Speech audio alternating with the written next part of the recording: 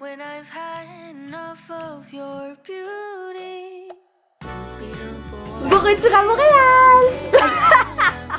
Prends quelqu'un dans tes bras.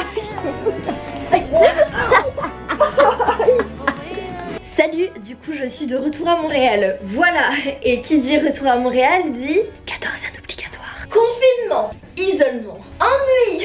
Ah là là là là, super, on est joyeux de rentrer. Du coup ça fait quelques années que je suis ici à Montréal et puis donc j'ai pu voir des clichés, des réalités, mais il y a quelque chose qui reste beaucoup dans les mentalités françaises, c'est Montréal, les gens sont vraiment très gentils, très ouverts d'esprit. La question que je me suis posée c'est quoi l'ouverture d'esprit? C'est quoi réellement l'ouverture d'esprit? Parce que je suis partie du principe en me disant attends, l'ouverture d'esprit c'est quand même quelque chose qu'on nous enseigne, une des valeurs qu'on nous enseigne dès l'enfance. Donc je me dis que c'est une valeur qui est quand même commune et qu'on aspire tous à être ouverts d'esprit. Sauf que, vous le savez, vous comme moi, que l'ouverture d'esprit c'est pas forcément quelque chose de commun. Comme c'est une définition qui est unique à tous, elle veut donc tout et rien dire. C'est-à-dire que tant qu'on argumente bien, finalement l'ouverture d'esprit, ça veut dire quoi? Moi j'aspire à être quelqu'un d'ouverte d'esprit, sauf que si je sais pas exactement ce que c'est, comment je peux atteindre cet objectif?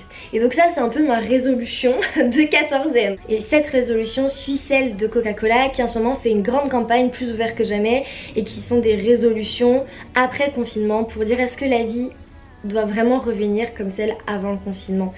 Donc qui prône justement l'ouverture vers les autres.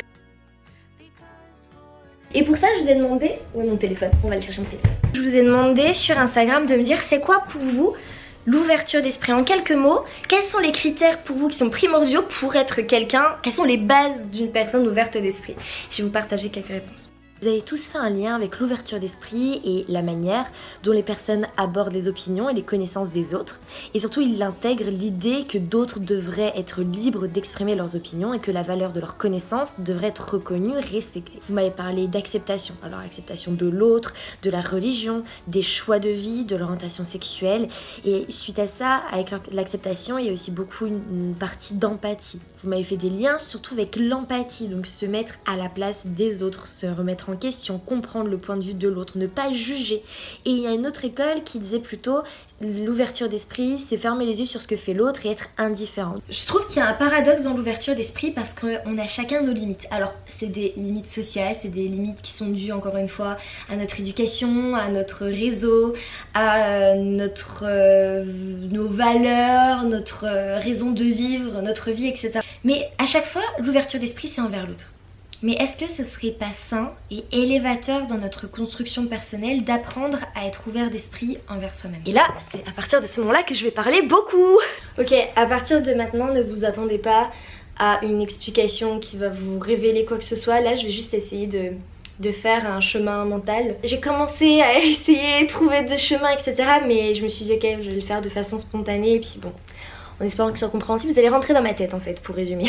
L'ouverture d'esprit envers soi-même, je dirais que ça commence par de la tolérance. On est souvent beaucoup plus tolérant envers les autres qu'envers nous-mêmes. On s'en veut énormément de rater l'échec, donc je dirais que ça commencerait par accepter l'échec. On a le droit de rater quelque chose et c'est sans doute pour le meilleur. On a le droit de recommencer, on a le droit de rater. Ça passe aussi par le fait qu'on puisse accepter de ne pas être ce qu'on voulait être. On a tous un idéal, rappelez-vous vos rêves quand vous étiez enfant. Moi je disais quoi? Ouais, je vais être architecte et banquière.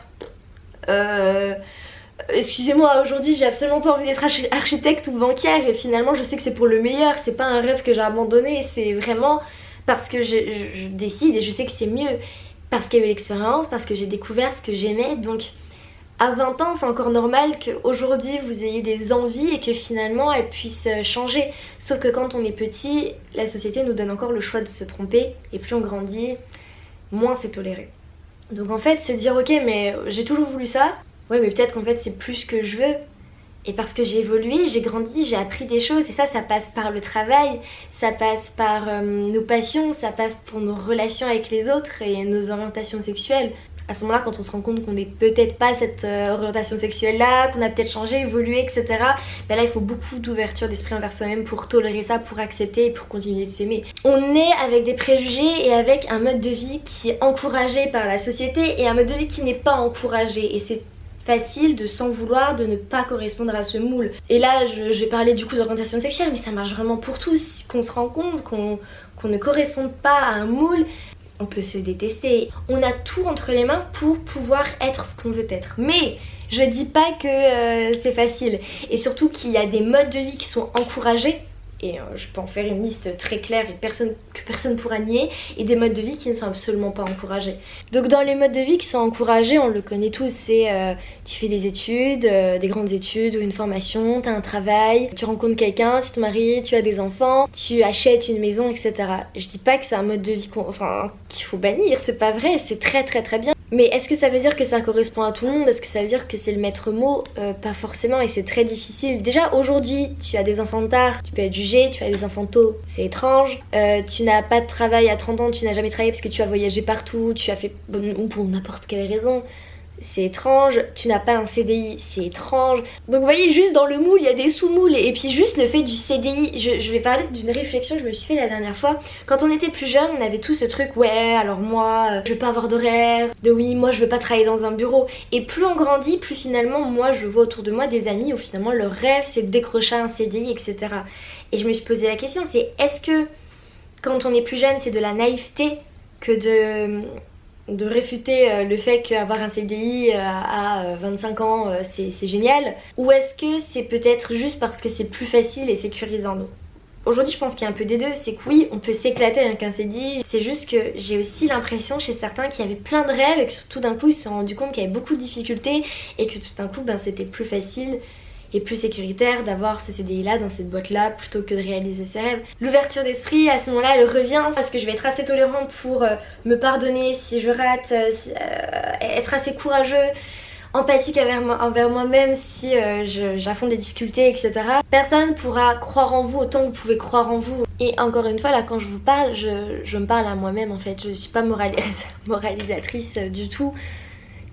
Je me parle à moi-même. Je dis souvent que j'ai des objectifs et j'ai des rêves, et mes objectifs je sais que je peux les atteindre parce que finalement ils sont plus faciles à atteindre, parce que dans mon travail jusqu'à avoir ces objectifs on va être fier de moi du début à la fin, alors que mes rêves j'ai un peu plus du mal à les exprimer parce que finalement c'est quelque chose qui sort un petit peu de ce qu'on souhaite pour moi.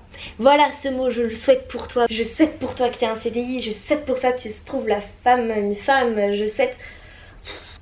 Et c'est normal, c'est de la peur, et puis beaucoup de parents sont comme ça, mais c'est de la peur.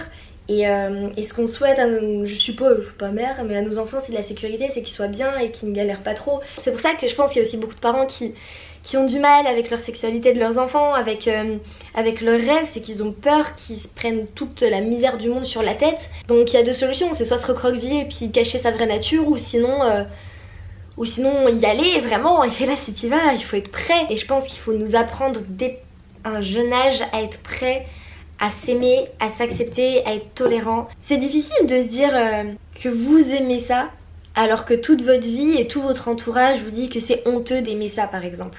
Ça peut être dans tout, ça peut être sur... Mais vraiment, c'est vraiment le... Professionnellement, relationnellement, sexuellement, n'importe quoi. C'est difficile d'accepter qu'on puisse être différent. Accepter la différence des autres, c'est assez facile, c'est les autres. Finalement, t'as juste à l'accepter le temps d'une conversation et après, tu t'occupes pas de sa vie en fait. Mais l'accepter envers soi-même, l'assumer, c'est vraiment autre chose. Ce serait tellement génial qu'on assume un peu ce qu'on voudrait être, mais pour assumer ce qu'on veut être, ce qu'on est, il faudrait déjà le savoir. Et pour le savoir, faut se poser la question. Alors je vais juste finir cette vidéo en vous disant, posez-vous cette question de qui vous voulez être, quelles sont vos envies, vos besoins, ce que vous aimez, détester, adorer, fantasmer, n'importe.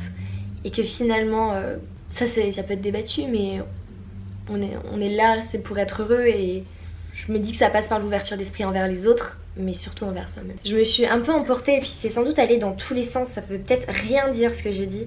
Peut-être que c'est des banalités que je viens de dire ou pas, mais je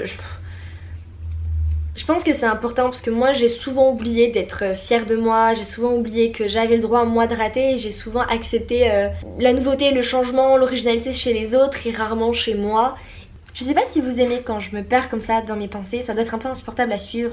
Ce serait bien qu'en commentaire vous me dites ce que comment vous vivez votre ouverture d'esprit, comment vous questionnez envers vous-même. Est-ce que vous avez l'impression de vivre la vie que vous voulez réellement? Est-ce que vous avez l'impression de vous connaître? Enfin, Parlez-moi de tout ça, je suis vraiment curieuse de lire quand je fais ce genre de vidéos, c'est vraiment pour vous mais c'est aussi pour moi en fait, c'est vraiment un échange.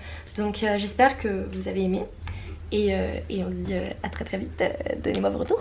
Voilà.